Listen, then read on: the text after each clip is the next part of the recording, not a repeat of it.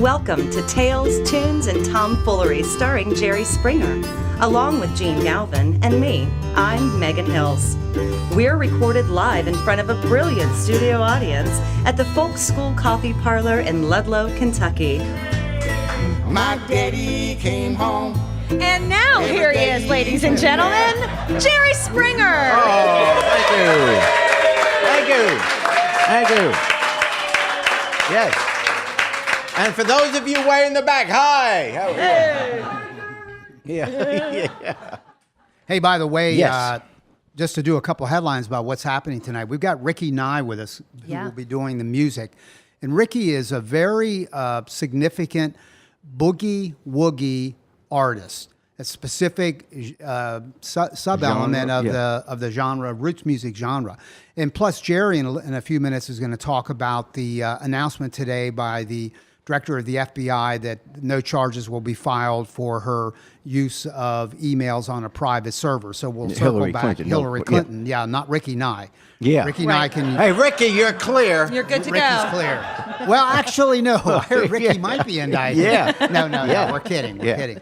We'll talk to him after the show, figure it out.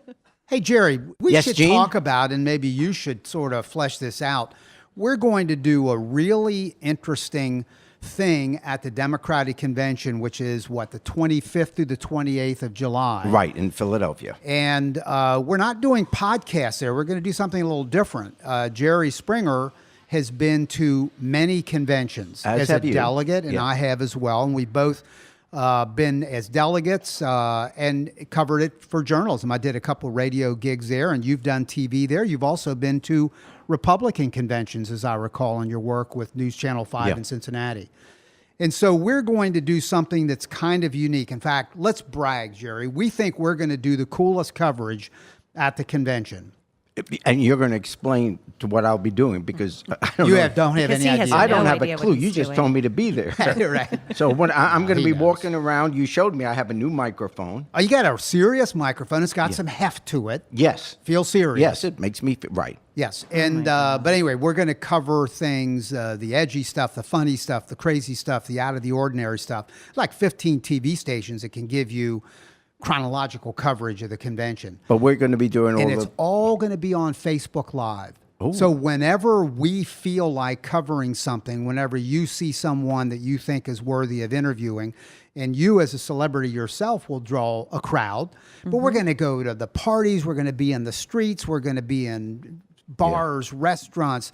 Jerry's going to speak to delegations, the Ohio delegation for sure, and probably some others at their morning meetings in their hotels. They're setting them up now. Yeah, so we'll have coverage of that and all the background stuff that goes on at these conventions. You know, obviously, it's going to be Hillary Clinton and then the president's going to be giving the major speech along with Hillary, and then we're also going to find out by the time a lot of people listen to this, we'll already know who the vice presidential candidate will be. And I can, okay, I'm being vetted, but Yeah. And then when they come up on the question, but were do you not born in America, is assume- when they stop the vetting and say, shut it down, they go on you to have somebody else. you have to be born in America? Yeah, you cannot be born in a bathroom in a subway station in England. Sorry, Jerry. No.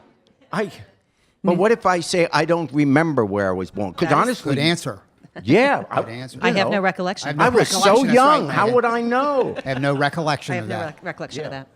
All I remember is the United States. I think you All I got it. Yeah, that's remember. right, Megan. All he remembers is the United States. All I part. remember is my parents saying, "Good Lord, wait, what is this?" Oh, yeah. Hey, by the way, if you want to follow this, what we think This is is going going to to be be really some cool cool to see. coverage. Yeah. Then what you need to do is go on Facebook, type in Jerry Springer Podcast, and follow us, right, Megan? That's the Like key. us and follow us. Yep. And Megan, we want to drive comments. We want to look, and everybody. Who, It ought to be an ongoing conversation Right. about what's going on, Right. what your feelings are. suggestions about what we should be Yeah. covering that we're not covering. And since I won't be there with you this time around, you get a real we'll have. job. I got a real job, so we'll have our HR conversations each evening. Yeah. We'll Oh, conference my you two God. in Pull us back. to make sure Wait, that we this can go camera over. doesn't follow me around wherever I Megan, go, my does phone it? number changed, by the way. I'm no longer. Every night we're just going to have quick 15 minutes rundown. 15 Yeah. minutes. See what you did that day. Hey, wait a sec. Does this camera follow wherever we go? This camera is turned it's- on when we choose to turn it on. Oh, we Let's put can turn it off. We can turn it on. This and camera off. is Gene's phone. Yeah. Yeah, it's fine. Because I got a feeling most of the people we're going to be interviewing will be in police uniforms. Well, it could be. Yeah, they'll be right. What do you mean, sir? I'm so sorry, These are officer. on a little tight. Really, They'll be we had no riding idea. horses. Yeah. Yeah. Oh, Hey, you by two the- have fun. Speaking of the convention, and Jerry, maybe you can explain how this happens. But I went down the list, which you can get online, of where the various delegations are placed in the city and hotels. So for people who haven't done this before, never been to a convention, or maybe don't even care much about them, this is 4 days long. We've got our proper credentials. We're getting them. So we'll have access to the convention hall on the 4 nights. But the conventioneers, the delegates, are in hotels all over Philadelphia, both in the city and outside of the city. So I went online and I looked to see where the various states are placed. Yeah, and we should say that each state gets a certain number of rooms allotted in a particular hotel. So all the delegates from one particular state are staying in the same hotel. And some hotels are really close to the convention center. And that's, We're Ohio. you know where we are? At the airport. At the airport. In Cincinnati. No airport is downtown. No No. airport is by some really cool bar. Well, sometime. No airport is near Yes. the big party we want to go. It's, by the way, Snoop Dogg's having, or no, might be Kanye. One of them is having the unity party at the end of the convention. Oh, okay. Well, we Sounds need to so be weird. there. Yeah, absolutely. Oh, count me in. But we're at the You two and Snoop airport. Dogg go hand So in I hand. looked at the list. Yeah, who Listen to got close? Yeah, listen to this. So Cali, downtown. Well, sure. New York, downtown. Yes. Philadelphia, downtown. You mean Or Pennsylvania. Pennsylvania, Yeah, I mean, it's because they're a state. Kentucky, downtown. Kentucky. Yeah. We should switch Well, wait our a second. allegiance We're over- doing this in Ludlow, Kentucky. Why aren't we staying at their because hotel? your muckety-muck friends are all the Ohio Democratic Party people. These muckety-muck friends Yeah, are simply people that get my money. Yeah, good point. Good point. Friends. So, That puts you in a hotel. Yeah. 25 Now, by the miles way- away from Yeah. I know. So we're going to be on like a school bus, Megan, Well, every you day do. going That's- downtown to the convention. Well, you have a Probably morning. What normally happens is there's a breakfast in the hotel wherever you're staying, where the entire delegation meets, and you go through what's going to happen, what votes are coming up, everything, and then usually, and with Ohio, since obviously it's such an important state, we'll probably get. Maybe the vice presidential candidate to come and speak one morning. So you get a lot of the senators and governors and all that. It's really just a show for the political muckety-mucks. That's Yeah. what it is. And by the way, Kentucky is probably and we should also explain this is how it works. If you're a smaller delegation, then they drop you into a hotel where a bigger state already is because so they'll have mix who's and match. Kentucky in with? I don't know that, but I know Yeah. they're downtown, and I know that Ohio is way the hell out riding a school bus. But I got this idea, Megan. I got this device, and I'll show it to Facebook Live because Yeah. we're now live Oh, on yeah, Facebook. yeah. But for those who can't see, it's about the size of a cell phone, and it's called Spot Messenger. Yeah. Now, here's why I got. I have this because when I go, as they say, off the grid on my vacations and go in the back, I'm a backpacker. I love to do that. So I go places where cell phones won't work, and so this thing, it's very cool. It's got SOS on it, and this is going to track back to you here in a second. If you push SOS, Yeah. they're coming because this will send a signal via satellites Right, the satellites. to some regional Like if headquarters I'm of not rescue. feeling well. Yeah. Or Is you this get like, help they me, I've will- fallen and I can't get Kind of up? like that. It's your new Kinda life like that. alert. It It'd be a goes little to bit more. satellite. How old do I look? Yeah, a little bit What? more like a grizzly bear just attacked me and my arm is missing. Oh, yes. Or Yeah. having chest pains. Or and so Okay. you Jerry better come. can't get a cab downtown. Yeah. Either one. It's a big major issue. That's where I'm going with this. So I strapped this on the top love of my backpack and it sends a signal up. And Yeah. But the secondary thing is you can push I'm okay, and then it sends a message to predetermined loved ones, and they can know that they pass and you're fine. Mickey can reach me on that? Yes. Well, no, it tracks you on a Google Oh, map. great. She'll know wherever I Here's am. what I was thinking. Yeah, what Why you don't we were thinking? Why don't we put one of these, Megan, on Jerry? I think so. Oh, Because in fine. a week he I love claims he it. goes to these places. I don't know where he really is. Oh, this is going to be Why great. don't we just get Yeah. the tracking device in the back of his neck and be done with it? Maybe. It'll be a lot easier. This could have saved me a lot of trouble 45 years ago. Did I? You want to explain that, Jerry? Testing 1 2 1 2. You want to explain that, Jerry? Hindsight really is 20/20, isn't it, buddy? I kept hitting it. It wouldn't go on. Nothing happened. Oh. Well, Jerry sadly is referring to something. What? There are children what? at home. Is this thing on? This Well, is what? on Well, what's the Facebook. point? Well, what's the point of bringing that up? I have no idea. I'm not all there. I'm wondering why all these people laughed as if Yeah. they actually knew. But that's kind of scary, Chair. right Yeah, there. getting back to, so how about that presidential race? Yeah, right. I hear you. Hey, all right, Jerry, What? speaking of the presidential race, let me ask you something. I'd like to ask you about the FBI decision today, and we're recording this on the 5th of July, which was the day that the FBI director said no charges. Speak to that a little bit and help us analyze what's behind, what not only is what behind it, but what goes on into the future. Well, the quick headline is, yes, the FBI director came out and said no charges will be filed against Hillary Clinton on the whole email situation. And of course, that was excellent news, obviously, for Hillary Clinton and the Democratic Party. And it also was great news for the country, because even partisanship aside, for either of the presidential candidates to be indicted a week before the conventions would have thrown this country into such turmoil. How do you get a new candidate quickly enough? What has to be done?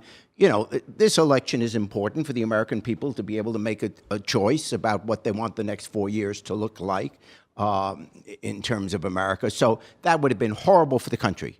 It would have been horrible if it happened to the Republican candidate. That's not the way we want this thing decided by one of the candidates sitting in jail, obviously. So it was good news for the country and obviously good news for Hillary Clinton, because I do believe if she had been indicted, I think that would have been the end of her candidacy, and I think there would have been pressure on her to withdraw, and then all the turmoil that would have come from that. So obviously, that was good. And I would also say, because the FBI director went on with not only we will not file, she will not be indicted for any criminal activity, he did then go on and editorialize about how he thought her and the State Department's handling of the emails in question was extremely careless, I think, are the words that he used. And the good news for the Republicans is that even though it is no longer a legal issue, and the worst didn't happen, his talk will wind up in Republican commercials for the next 4 months. So it's given the Republican Party talking points on the narrative they keep putting forth of not trustworthy, et cetera. It has also saved them a week before their convention, because now, for the first time, they have something to talk about at their convention. They were in a tough position. Even the leadership didn't want Trump. And you can see whenever a senator or governor is stopped in the hallways of Congress or in the governor's mansion for an interview, they literally turn around and run away, or they avoid the question of what do they think of Trump. Because Trump is who Trump is, and obviously not qualified to be a president. But they can't say that. It's their party. They don't want to lose votes, et cetera. Now they have something they can talk about at the convention. They don't have to talk about Trump. They can just beat up on Hillary. And you watch the Republican convention, that's what it will be, almost exclusively. His kids will come out and say, oh, he's a wonderful dad and all that.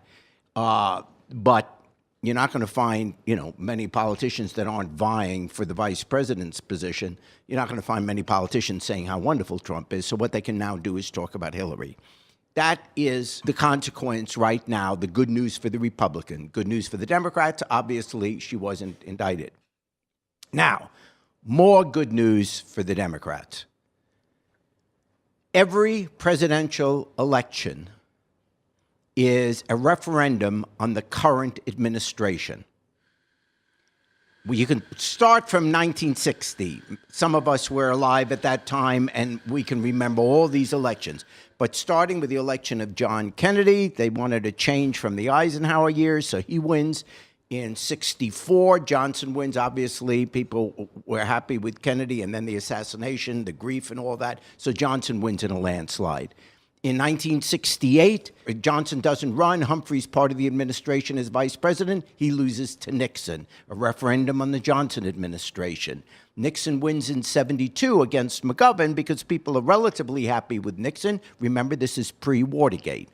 And then comes Watergate, so in 76, Carter beats Ford, the referendum in that. In 1980, you have Reagan beating Carter because we had the oil crisis, the long lines, and we also had the hostages at the American embassy in Iran. So now you have Reagan winning, and he wins in 84 because people are happy with Reagan, and they're happy in 88, and so Bush wins. Then the economy goes south. Clinton wins in 92 and 96. In 2000, people still happy with Clinton despite all that happened with him. They're still happy, and so Gore gets more votes than Bush. The Supreme Court decided otherwise. And then in 04, the middle of the war, people hadn't yet soured on it, so Bush gets elected.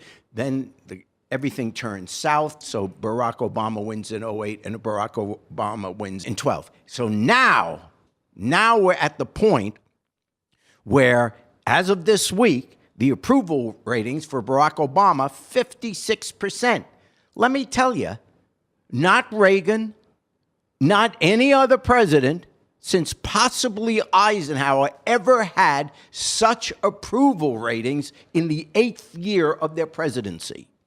So if this ultimately turns out, and remember, this is 4 months before the election, so the whole email bit, other than obviously diehard Republicans saying, oh, that Hillary, but for most of America, no one gets up in the morning ticked off because she used one email system rather than another. Okay? So this isn't like a bread and butter issue. My life is ruined because why didn't she use that email system? So it's a political issue, but it's not really anything that affects our lives. That being the case, come November, 4 months from now, things keep going the way they are, and Trump is who's standing there as the Republican candidate who, unless you're a diehard partisan, it's hard for anyone to believe that you seriously believe Trump ought to be president of the United States. You may not want a Democrat, but you certainly can't believe that, oh my gosh, we got a winner in Donald Trump. You know, he's not emotionally stable. He's totally not knowledgeable about how government works, how the country works, how the world works. He's appealing to bigotry. I don't need to say whether he's personally a bigot, but he's certainly gone after Hispanics, Mexicans. He's certainly gone after Muslims. He certainly makes fun of African Americans. Latest thing is about his anti-Semitism. I mean, this guy is appealing to bigotry as his base. And that is why every white supremacist organization in America is backing strongly the idea of Donald Trump to be the president. In this environment, America's not going to vote for him, barring something like an indictment on the other side or something like that, some event we can't anticipate. America's not going to vote for Donald Trump. You may have loved him on The Apprentice, but they're not going to do it because the demographics of America have changed. They're not going to vote for someone who is against the idea America, someone who is against the idea of that this is a nation where we invite different cultures, we invite different religions, whatever you are, whoever your parents were, you're welcome in this country. That is the idea of America, Statue of Liberty, not the wall.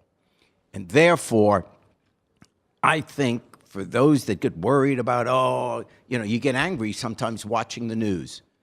And you start to say, oh my gosh, is America really going to vote for Donald Trump? I'm going to have to eat my words, I admit, if I'm wrong.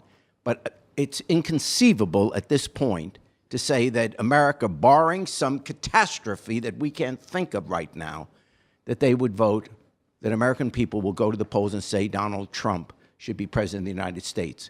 Even Republicans they may not vote for Hillary, but they'll stay home.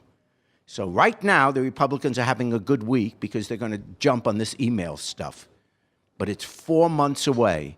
In the end, people will vote for what the person they want to have the finger on the button, the person they are willing to say has enough knowledge and enough sense and is at least emotionally stable and doesn't get ticked off and say, I'll get them and blow up the world in the process. You cannot have a man-child as president of the United States.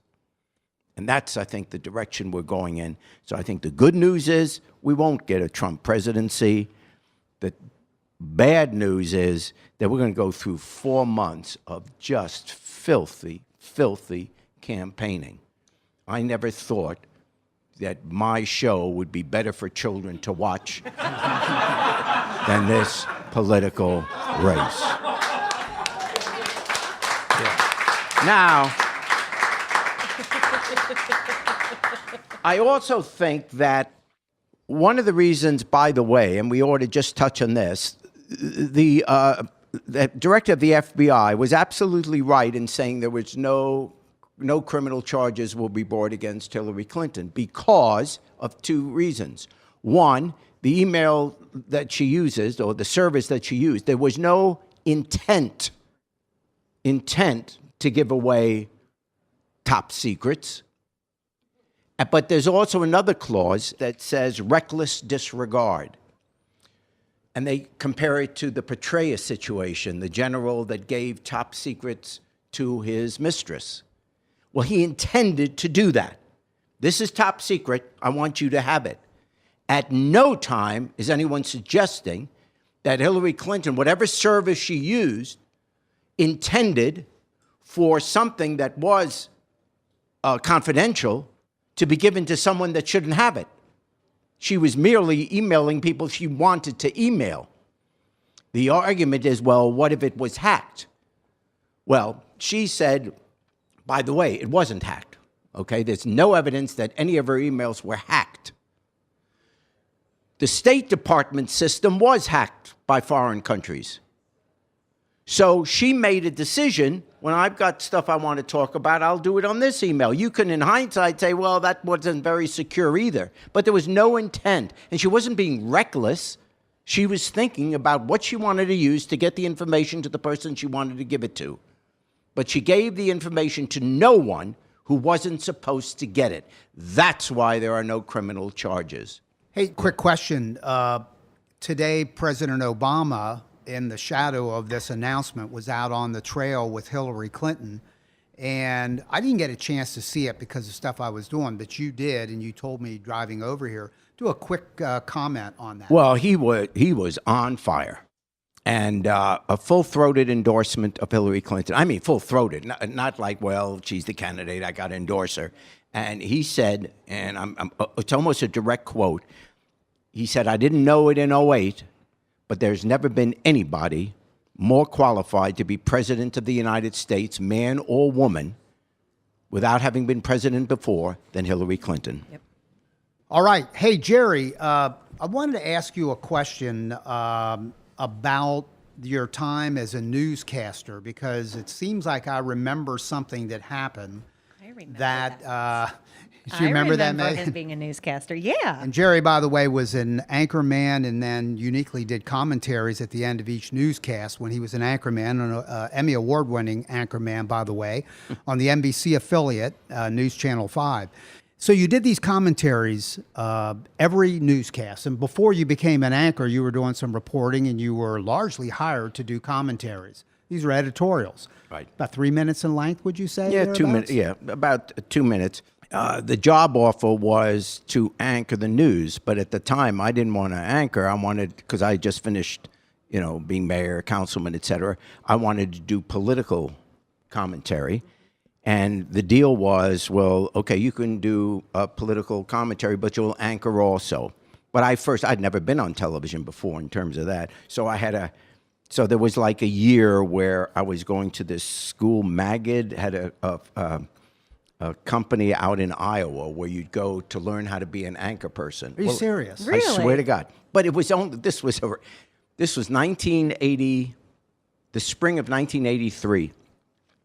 And it was just a little room where they had a tripod with a home movie camera or whatever, the technology then. Mm-hmm. There wasn't even a teleprompter. Really? And they just had me sit there, and I had because I had this thick New York and they accent. Beat you into the dialect. They beat that out of you or something? Yes. Or they beat you the with New York out of me. They beat the New York. God love them. Yeah. And I'll tell you what, they gave me Kentucky. Well, woohoo, looky here, y'all. No, but they worked on my accent and all that. But anyway, and then... How long did you have to go there?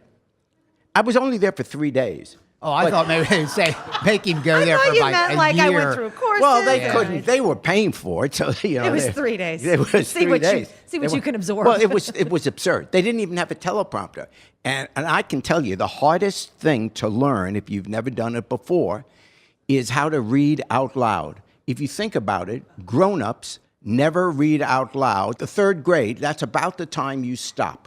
After 6, 7, 8 years of age, you think about it. You never read out loud. In fact, people start wondering if your lips are moving when you're reading. They think you're nuts. Yep. And then all of a sudden, now you're before a camera.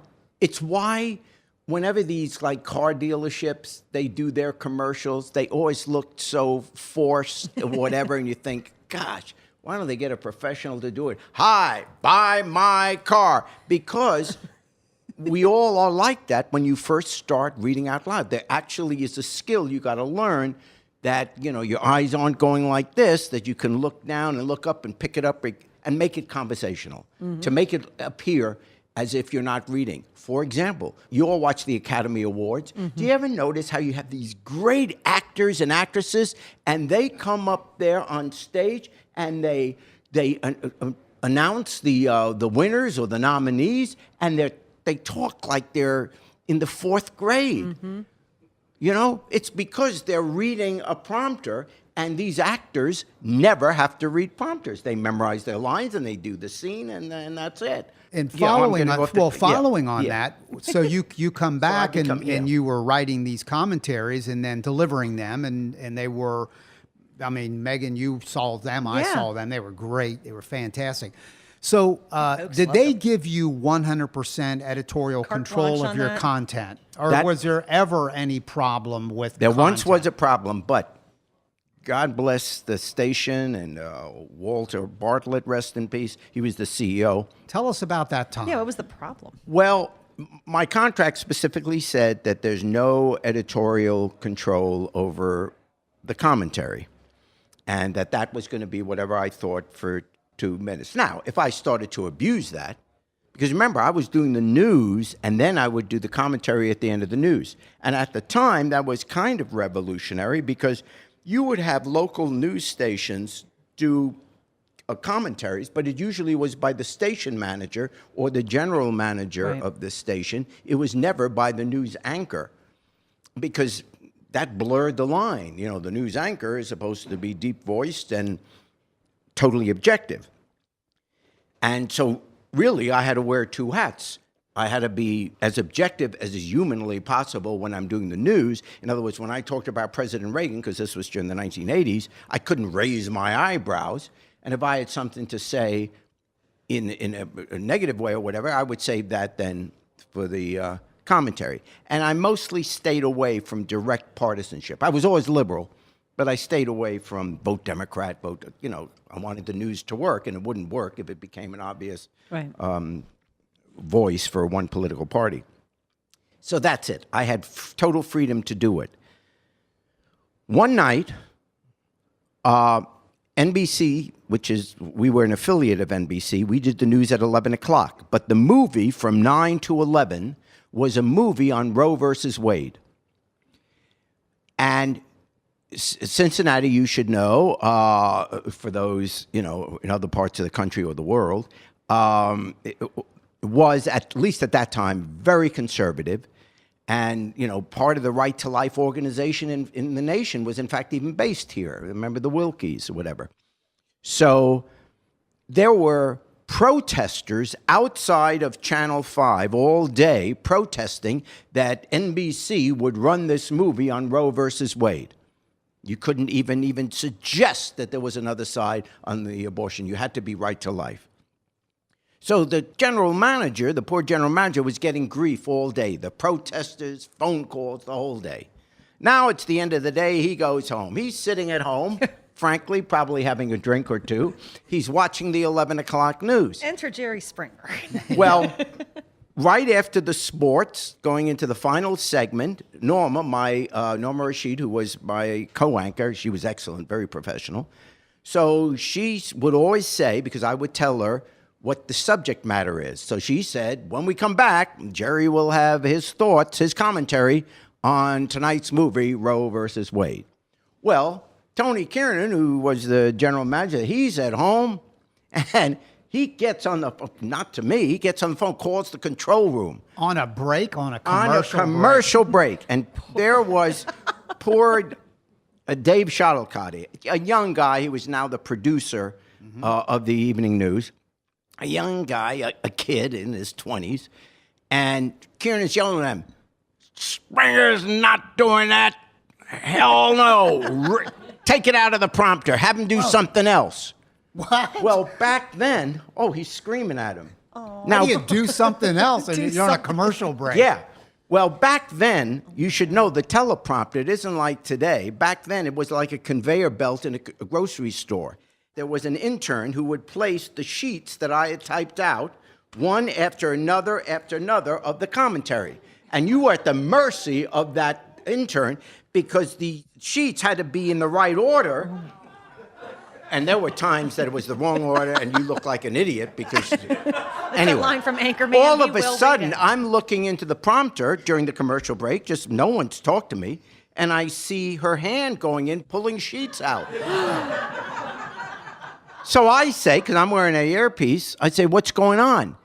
Dave the producer gets on my earpiece and says, Jerry, Tony called, you're not going to do that commentary tonight. I said, what do you mean? I said, that's the commentary wrote. That's what I'm doing. He says, no, he wants you to do something else. And I said, no. And now, poor Dave, imagine, we were pretty dominant in the ratings. So at that time, I was a significant person within the news. And then he's got me on one side, and he's got the general manager who can fire him on the spot on the other side. And he said, well, you got to do this other one. And I said, you can come back to me, but I won't say a word. I'll sit here for 2 minutes, not say a word. So that's your choice. And he says, come on, Jerry. And I go, really? Truly? Now, Dave, to his credit, starts putting in other commercials. This is in January. And we already had, watching the 2.5 minutes of commercials anyway. Now, after the 2.5 minutes of commercial, he starts running another one and another one. Now he's putting one in on safe boating. Safe boating? The Kroger this Summer is Circular. January in Cincinnati. There's a snowstorm out there. That's fantastic. Quick thinking, though. In fact, it went all the way through, and finally, it came back to Norma and said, well, good night, everybody. And that was the whole newscast. Huh. So I then stood up when it was over, and, I didn't feel like a hero. I figured, oh, God, I'm going to be fired. So I said, well, I guess I'm going to be fired. And I took that out, and I walked out. And then I called Mickey on the way home, and I said, honey, I did something maybe stupid, but, you're probably going to get some calls, but this is what happened. Of course, she was supportive.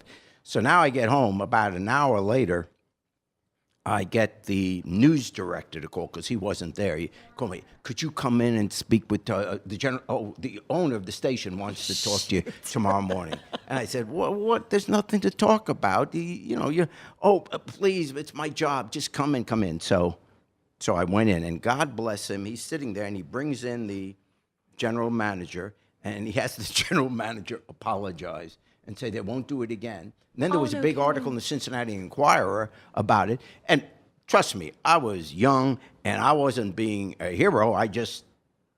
That was the agreement. Because once you give up on that, no one's going to believe my commentaries anymore. They're going to only believe that I'm doing whatever the station tells me to do. The thing which made it work is you always knew, well, this is what he thinks, and because I already had a reputation of being a little bit crazy, and that's what made it work.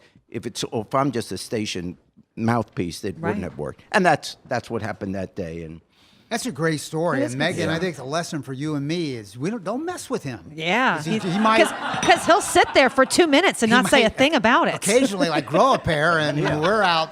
He will sit there and driving the Ludlow City bus. Notice nothing physical was required of my bravery.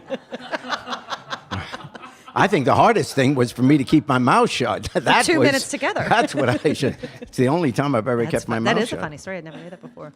Yeah, and remember John Keyswetter, who wrote for the Cincinnati Enquirer, he wrote big articles. I mean, it became a big story at the time. But, when you're going through something like that, you're not thinking this is a big story. It's just a personal dispute because you don't see the public out there. It's just Dave's over here and whatever. And I'm saying, no, that's what the deal is, and it became a bigger story. Anyway. Hey, Megan, real fast, I wanted to ask you something. Our promotion, Would You Like to Date Megan? I do. I'm aware of it. And that continues to just blow up. Oh, it's blowing up? Oh, yeah. And I still hate you. So a guy contacted me who wants to be on, and the thing is he wants to now message you personally, so I've okayed that. I just wanted to let you know. Hey, I thought it's a courtesy. I would tell you that. Thank you, Jene. Hey, let's hear, by the way, for somebody coming up, Ricky Nye, and we're very excited about that. And in fact, let's turn our attention to that. Let's hear it for Ricky Nye.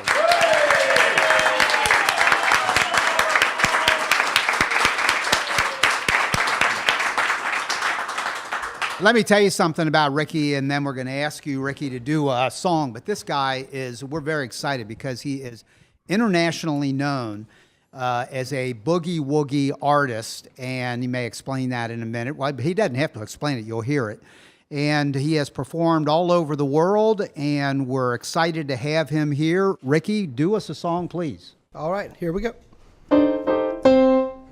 All right.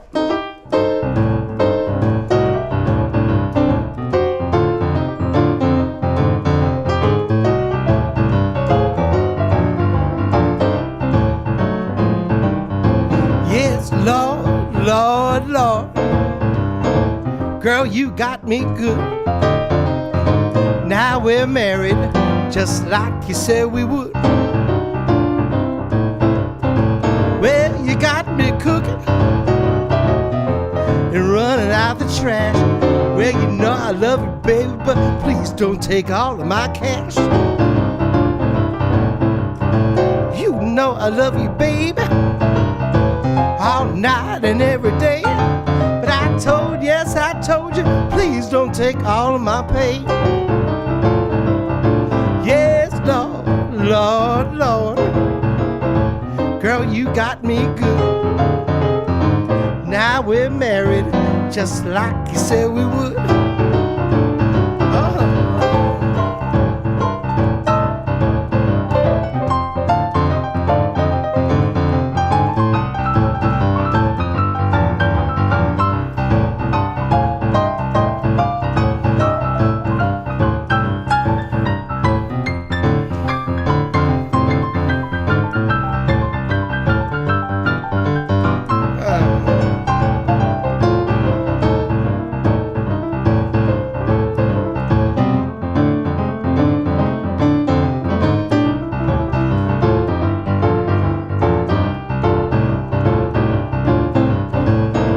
I love you, baby, all night and every day. But yes, I told you, please don't take all of my pain. Yes, Lord, Lord, Lord. Girl, you got me good. Now we're married, just just like you said we would.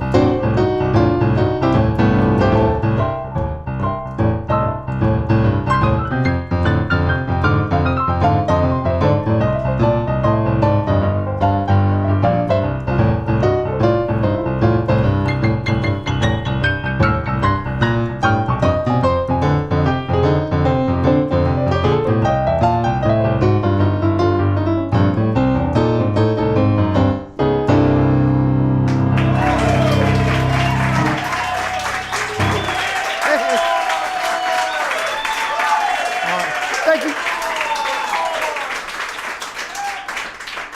Ricky Nye, his next project, by the way, is called Getting Loose. And Ricky and I hang out in some of the same bars in the Cincinnati area.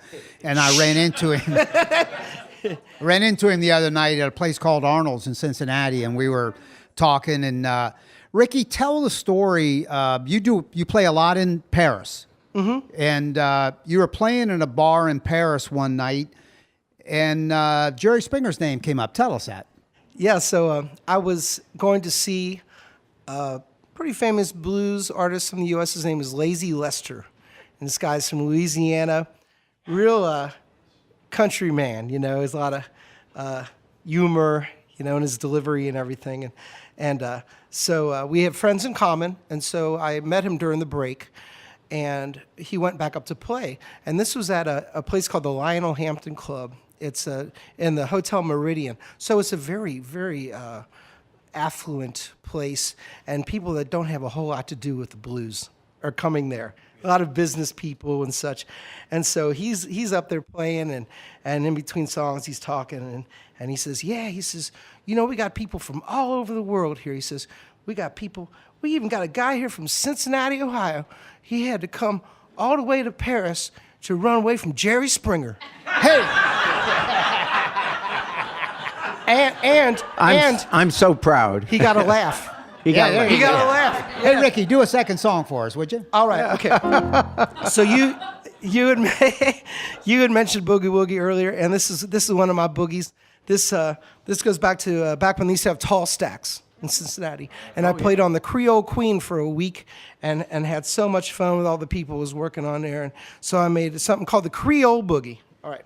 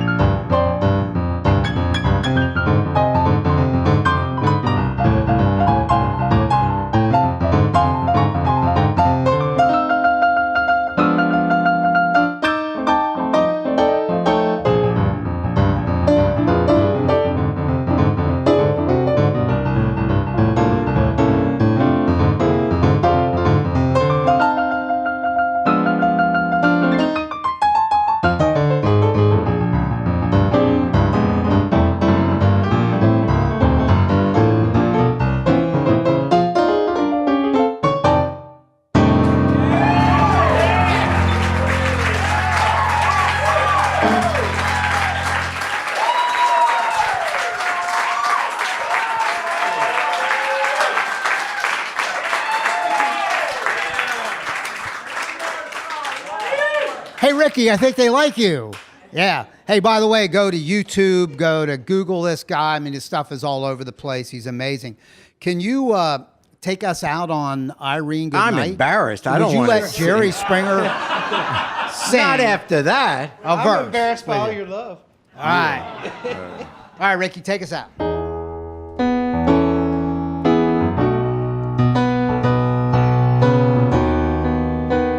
You've been listening to Tales, Tunes, and Tomfoolery, recorded live at the Folk School Coffee Parlor in Ludlow, Kentucky. Thanks to Patrick Kennedy for writing our opening song, and to you for listening. Check out our website at jerryspringer.com. Yeah, it's gonna stop all my rambling, stop all of my gambling, stop staying out so late at night in Ludlow, Kentucky. Going home to my wife and my family and sit by the fireside right. Irene, good night. Irene, good night. Good night, Irene. Good night, Irene. Gonna see you in my dreams. Oh yeah, yeah. Sometimes I live in the country. I said, sometimes I live in town. Sometimes I take a great notion to jump